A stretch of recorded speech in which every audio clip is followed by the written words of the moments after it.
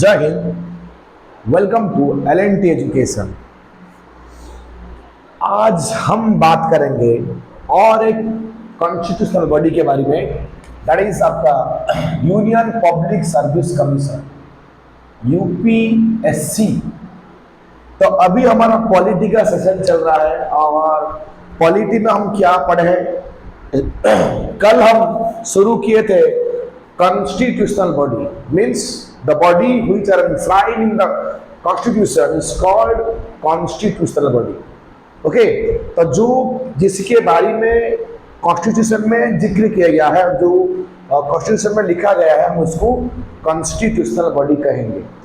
तो कल मैं उसका कुछ लिस्ट दिया था, उस लिस्ट के हिसाब से पहला हम किए थे अपना इलेक्शन कमीशन का वीडियो में ऑलरेडी अपलोड कर चुका हूं और आप लोग उसको जरूर देखिएगा। ये आपका जो अपकमिंग ओपीएससी का एग्जाम आ रहा है, ओके, तो उसके लिए ये बहुत हेल्पफुल होगा। सिर्फ ओपीएससी नहीं, ओपीएससी के बाद फिर भी जो स्टेट एग्जाम करता, स्टेट कंडक्ट करता है एग्जाम, या फिर कोई अलग स्टेट का पीएससी कंडक्ट होता है, तो उसमें भी ये जरूरी है। पॉलिटी हर गवर्नमेंट एग्जाम में आता है, या फिर ओपीएससी बोलो, यूपीएससी, या फिर कोई भी स्टेट बोर्ड का एग्जाम बोलो, ये तो जरूर इलेक्शन कमीशन के बारे में एक क्वेश्चन पूछता है। तो आज हमारा टॉपिक है सेकंड कॉन्स्टिट्यूशनल बॉडी। मतलब सेकंड मतलब उसका कोई लिस्ट नहीं है, हमारा जो का लिस्ट था उस लिस्ट के हिसाब सेकंड आज हम डिस्कशन करेंगे यूनियन पब्लिक सर्विस कमीशन, और it is popularly called as UPSC. Friends, थोड़ा मुझे बोलने में प्रॉब्लम हो रहा है, इसलिए कि थोड़ा सा सर्दी हो गया है, इसलिए आवाज थोड़ा नीचे हो गया, मतलब थोड़ा क्लियर नहीं हो रहा है आवाज, तो उसको थोड़ा आप मैनेज कर दीजिएगा। तो वीडियो शुरू करने से मैं आप लोग को एक ही बात हमेशा बोलता हूँ, वीडियो को अंत तक देखिए, लाइक कीजिए, शेयर कीजिए और सब्सक्राइब कीजिए। चलिए शुरू करता है आज का topic, union Public service commission, UPSC. तो पहला क्या लिखा है दीजिए, central recruiting agency in India. तो सेंट्रल गवर्नमेंट का ये एक रिक्रूटिंग एजेंसी है और उसे हम क्या कहते हैं, is the watchdog of the merit system of India. Bharat का ये हमारा जो मेरिट सिस्टम है उसका वॉचडॉग है। क्या है? UPSC, union Public service commission.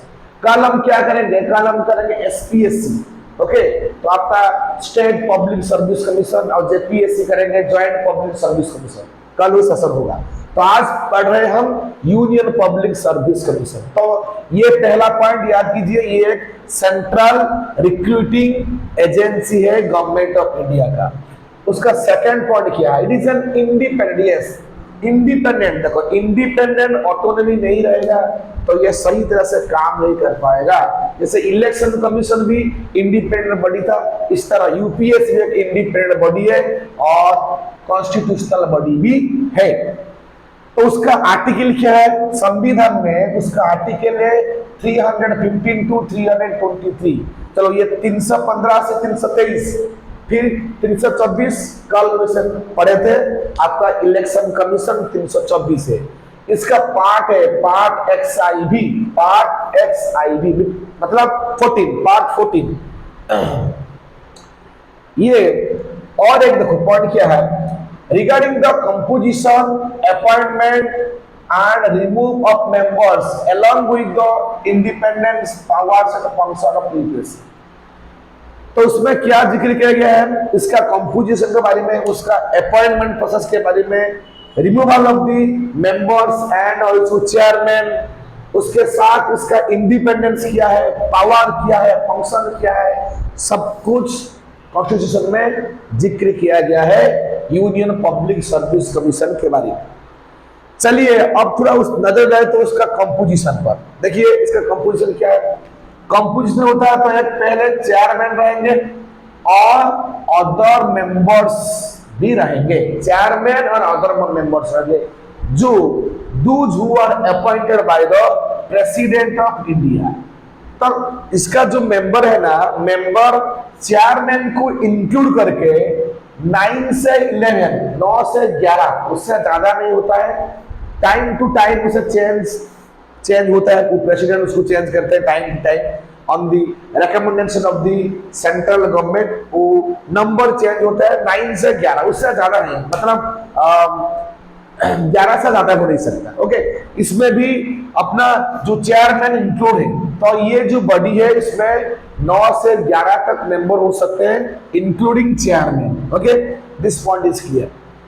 इसमें देखो, इसमें उसका क्वालिफिकेशन क्या है, इलेक्शन कमीशन के क्वालिफिकेशन के बारे में जिक्र नहीं किया गया था। इस तरह ये यूपीएससी का जो मेंबर हो गए ना, उनका कोई क्वालिफिकेशन के बारे में प्रेस्क्राइब नहीं किया गया है। उसका चेयरमैन हो या फिर उसका मेंबर हो, किसी का क्वालिफिकेशन के बारे में मतलब मेंशन व प्रेस्क्राइब नहीं किया गया है कॉन्स्टिट्यूशन में।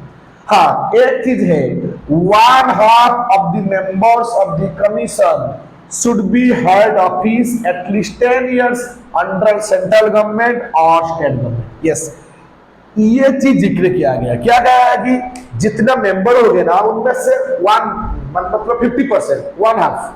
अगर 10 मेंबर है तो 5, 11 मेंबर है 6, 5.5, 6 मतलब 6। ओके, और आपका 9 मेंबर है 5, तो 1/2 मतलब 50% ऑफ द मेंबर जो उसमें मेंबर होंगे, तो उनका तो मिनिमम 10 साल का एक्सपीरियंस होना पड़ेगा अंडर सेंट्रल गवर्नमेंट और एनी स्टेट गवर्नमेंट। कोई केंद्र सरकार या फिर राज्य सरकार के अंडर में वो कहा उनका 10 साल की नौकरी करना कंपलसरी है, तब जाके वो यूपीएससी में मेंबर बन पाएंगे, नहीं तो वो बन नहीं पाएंगे। 50% मेंबर, सबका नहीं, ओनली 50% मेंबर का। और इसका टर्म देखिए, आपको पता होगा 6 ईयर है until the age of 65। Same था आपका जो इलेक्शन कमीशन था, वही 6 ईयर और until they attain the age of 65। Okay, और उससे पहले कोई मेंबर चाहे वो भी मतलब अपना इस्तीफा राष्ट्रपति जी को सौंप सकती है। ओके, ये चीज है। अब उसको थोड़ा देखेंगे उसका रिन्यूअल ग्राउंड, तो अब उसका जो मेंबर है या फिर चेयरमैन है, हम उनको कैसे रिन्यूअल कर सकते हैं। देखिए, ये ग्राउंड है। पहला ग्राउंड है इंसॉल्वेंट, दैट इज बैंकक्रप्ट। अगर कोई बैंकक्रप्ट है, मतलब कोई बैंक से लोन लाया है या फिर पैसा लाया, फिर वो सही टाइम से उसे रिपेमेंट नहीं कर पाएंगे, तो उनको क्या कहते हैं, इंसॉल्वेंट कहते हैं या बैंकक्रप्ट कहते हैं। इसी सिचुएशन में उनको निकला जा सकता है।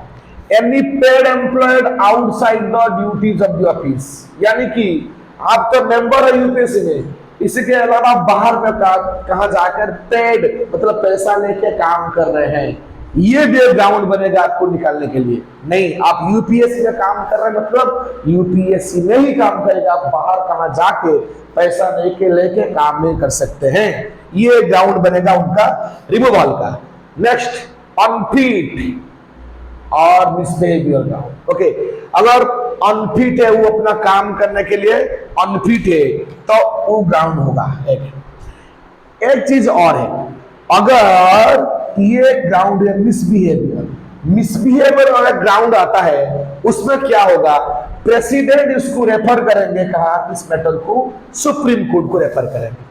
और सुप्रीम कोर्ट में जब इंक्वायरी मतलब प्रोसेस चलता होगा, तो उसी टाइम राष्ट्रपति जी वो मेंबर को या फिर चेयरपर्सन को सस्पेंड कर सकते हैं। ये पावर है राष्ट्रपति जी का, उनको सस्पेंड कर सकते हैं। ओके, मैं और एक बार बोलना चाहता हूं उनका रिमूवल। पहला केस है इंसॉल्वेंट या बैंकक्रप्ट। सेकंड है, अगर आप यूपीएससी में मेंबर हैं, फिर बाहर जाके कोई पेड एम्प्लॉयमेंट मतलब पेड पैसा लेके काम कर रहे हैं, ये भी एक ग्राउंड आएगा आपको रिमूवल करने के लिए। और एक, अगर आप अनफिट है, अपना ड्यूटी को निभाने के लिए you are not capable, unfit, तो वो भी एक ग्राउंड बनेगा। ये जो ग्राउंड है मिसबिहेवियर, अगर मिसबिहेवियर का ग्राउंड आया, तो इस केस में अपना प्रेसिडेंट साहब क्या करेंगे, तो उस केस को रेफर करेंगे सुप्रीम कोर्ट को। सुप्रीम कोर्ट में आपका अगेंस्ट में कमिटी बैठेगा, इंक्वायरी चलेगा, और इंक्वायरी टाइम में प्रेसिडेंट चाहे तो कुछ नेगेटिव साइड है आपके ये में, मतलब ऐसा लग रहा कि मतलब जो आपका अगेंस्ट में जो एलिगेशन आया है वो कुछ हद तक सही है, तो उस ये में अगर प्रेसिडेंट चाहेंगे तो आपको सस्पेंड कर सकते हैं। ये चीज आपको याद रखना पड़ेगा। क्लियर है ना? अब तो ये मैं पहले से बोला हूं यार, थोड़ा प्रॉब्लम है मेरा आवाज में, मतलब सर्दी हो गया इसलिए प्रॉब्लम है, फिर भी मैं क्लास कर रहा हूं आप लोग के लिए, क्योंकि मैं चाहता हूं कितना जल्द हो सके हम लेक्चर आपके पास रख सके।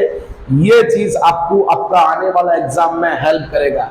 ओके, तो मैं आपको पहले से बोल चुका हूं, हम आपके साथ है, सिर्फ आप धैर्य रखिए, पेशेंस और अपना काम करते रहिए, आराम से पढ़ते रहिए। कुछ डाउट हुआ तो हमें पूछिए। Okay, we are ready to solve your doubts.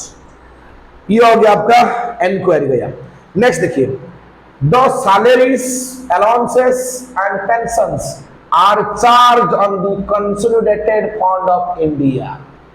जो भारत का होता है Consolidated Fund of India, Contingency Fund of India, तो कंसोलिडेटेड फंड ऑफ इंडिया से उनका सैलरी मिलता है, उनके अलाउंसेस मिलता है, उनका पेंशन भी मिलता है। ये चीज आपको याद रखना पड़ेगा। हाँ, द चेयरमैन ऑफ यूपीएससी, जो अब यूपीएससी का चेयरमैन होगा ना, is not eligible for further employment in the government of India और स्टेट। ये चीज एक इंपोर्टेंट पॉइंट है। अगर कोई यूपीएससी का चेयरमैन है, उसका टर्म खत्म होने के बाद वो फर्दर गवर्नमेंट ऑफ इंडिया या फिर कोई स्टेट गवर्नमेंट में कोई भी पोजीशन में रह के काम नहीं कर पाएंगे, क्योंकि तो उनका तो उस टाइम एज हो गया होगा 65, तो 65 एज में तो वो रिटायरमेंट का टाइम है, उनको कहा री एम्प्लॉयमेंट नहीं मिलेगा, सेंट्रल गवर्नमेंट हो या फिर स्टेट गवर्नमेंट हो। नेक्स्ट पॉइंट देखिए, the member of UPSC is eligible for appointment as the chairman of the UPSC SPSC but not for any other employment in the government of India और state. हाँ, जो उसका member हो गया ना, ये तो हो गया आपका जो चेयरमैन है, जो मेंबर होंगे तो उन लोग के लिए एक अपॉर्चुनिटी है। क्या है? अगर उनका टर्म खत्म होने के बाद वो चाहे तो उनको, अगर उनका अच्छा काम होगा, उनका परफॉर्मेंस अच्छा होगा, तो उन्हें यूपीएससी का चेयरमैन या फिर कोई SPSC state public service commission का चेयरमैन पर अपॉइंटमेंट किया जा सकता है। पर उनको इसी के अलावा कोई भी गवर्नमेंट ऑफ इंडिया बोलो या फिर स्टेट गवर्नमेंट में उन्हें नौकरी नहीं मिलेगी, उन्हें एम्प्लॉयमेंट नहीं मिलेगा। सिर्फ वो क्या हो सकते हैं ना, मेंबर होने के बाद वो चेयरमैन बन सकते हैं यूपीएससी का या फिर कोई एसपीएससी का। ये चीज आपको याद रखना पड़ेगा। ये नेक्स्ट पॉइंट क्या है देखिए, द चेयरमैन और member of UPSC is not eligible for reappointment to that office. जो चेयरमैन होंगे या फिर जो अपना मेंबर होंगे सेम पोस्ट के लिए, अगर एक बार उनका टर्म खत्म हो गया ना, सेम पोस्ट के लिए वो रीअपॉइंटमेंट नहीं हो सकते हैं। अगर आप मेंबर है, मेंबर आपका टर्म खत्म हो गया, आप मतलब you are eligible for the what chairperson, but you are not eligible for the again member. आप और एक बार मेंबर नहीं बन सकते। ओके, ये चीज आपको ध्यान रखना पड़ेगा। अगर आप चेयरमैन है, आपका रिटायरमेंट हो गया, आप और एक बार चेयरमैन के लिए अपॉइंटमेंट हो नहीं पाएंगे। ओके, ये पॉइंट आपको याद रखना पड़ेगा। अब अंत में डिस्कशन करते हैं फंक्शन। फंक्शन क्या है? Conduct examinations for the appointment of the All India Services, Central Services and Public Services. बस जितना सारा ऑल इंडिया सर्विसेज है, IAS, IPS, IFS, Indian Administrative Service, Indian Police Service और इंडियन फॉरेन सर्विस, उसको conduct करेंगे। जितना central service है आपका, मतलब group A, group B, group C, group D जितना है, और पब्लिक सर्विस है, ये सबका अपॉइंटमेंट करते हैं, उसका एग्जाम कंडक्ट करते हैं। ये ना, ये एक बॉडी है, ट्रांसपेरेंट बॉडी है भाई। आप एसपीएससी के अगेंस्ट में कुछ एलिगेशन ला सकता है, बहुत सारा केसेस है एसपीएससी के नाम में, बहुत सारा एलिगेशन है, उसका ट्रांसपेरेंसी सही नहीं होता है कभी कभी। पर यूपीएससी एक ऐसा ऑर्गेनाइजेशन है वो हमेशा ट्रांसपेरेंट है, उसका अगेंस्ट में कोई ऐसा एलिगेशन नहीं है, इसलिए तो उसे कहा गया है watchdog of the merit system of the country. हमारा देश का वॉचडॉग है मेरिट सिस्टम का। Okay, next point, it solves all or any of the need for a state of the request of the governor. अगर कोई state का कुछ जरूरत है कुछ अपॉइंटमेंट के लिए, तो गवर्नर का रिक्वेस्ट पर तो वो स्टेट के लिए काम कर सकते हैं। ये चीज आपको याद रखना पड़ेगा। हाँ, और with the approval of the president of India, तो उससे पहले भारत का जो प्रेसिडेंट है, राष्ट्रपति है, उनका अप्रूवल भी लेना पड़ेगा। ये चीज आपको याद रखना पड़ेगा। It's a matters of temporary for period excluding 1 year and regularities के लिए वो काम कर सकते हैं। Any other matters related to personal management, अपना जो पर्सनल डिपार्टमेंट है प्राइम मिनिस्टर के अंडर, पीएमओ के अंडर में, तो उसका मैटर में वो काम कर सकते हैं। The UPSC presents annually to the president a report on its performance. हाँ, ये चीज आप एक जरूरी पॉइंट है। यूपीएससी क्या करता है, हर साल 1 साल के बाद वो क्या करेगा, अपना परफॉर्मेंस रिपोर्ट, इस साल में उसका परफॉर्मेंस क्या है, उसका परफॉर्मेंस रिपोर्ट वो सबमिट करेगा। इसके पास ना प्रेसिडेंट के पास वो सबमिट करेगा, और प्रेसिडेंट क्या करेंगे ना, the president places this report before the both houses of the parliament, और प्रेसिडेंट वो रिपोर्ट को बोथ लोकसभा और राज्यसभा में उपस्थापना करेंगे। ओके, ये चीज आपको याद रखना पड़ेगा। It is the watchdog of the merit system of the country, ये हमारा देश का वॉचडॉग है मेरिट सिस्टम का। ये चीज आपको याद रखना पड़ेगा। It's a very very important and it's a very very transparent body, transparent organisation, इसलिए हम बोलते हैं इसका नाम में अभी तक कुछ एलिगेशन नहीं आया है। ये जो point, recommendations made by the UPSC are only advisory not binding in nature. UPSC देखिए, यूपीएससी जो मतलब रेकमेंड करता है ना, ये सिर्फ एडवाइजरी, मतलब ये एडवाइजेबल है, ये कंपल्सरी नहीं, ये बाइंडिंग नहीं होता है। Okay, it is up to the union government to accept और रिजेक्ट दैट एडवाइस। तो यूनियन गवर्नमेंट के ऊपर डिपेंड करता है, वो चाहे तो एडवाइस को और वो रिकमेंडेशन को एक्सेप्ट कर सकता है या फिर उसको रिजेक्ट कर सकते हैं। तो दोस्तों, ये था आपका यूनियन पब्लिक सर्विस कमीशन या फिर यूपीएससी के बारे में एक छोटा सा समरी, एक डिस्कशन। इसमें से जरूर 1 नंबर का क्वेश्चन, एक क्वेश्चन तक जरूर बनता है दोस्त, मतलब एक क्वेश्चन मतलब 2 नंबर का, 2 नंबर का एक क्वेश्चन आएगा।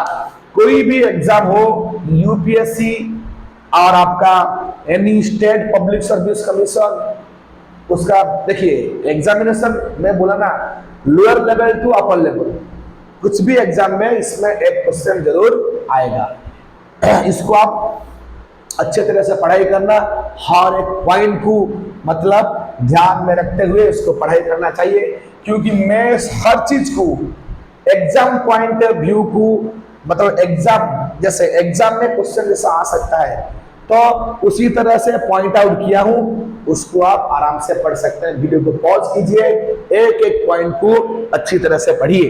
ओके, अगर हमारा वीडियो आपको अच्छा लगता है जरूर हमें लाइक कीजिए, शेयर कीजिए एंड सब्सक्राइब कीजिए। बहुत सारा प्यार दीजिए। जय हिंद।